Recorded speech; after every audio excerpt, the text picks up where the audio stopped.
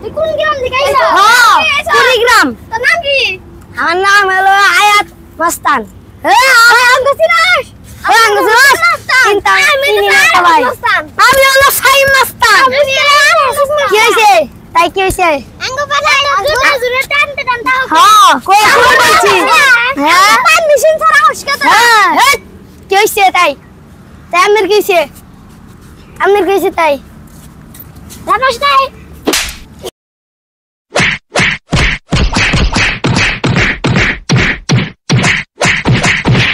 আমার বড় ভাই নিয়ে এসেছি তোর হাতে গালা দেখ। তোর বড় ভাই কেরা আছে নিয়ে আয়।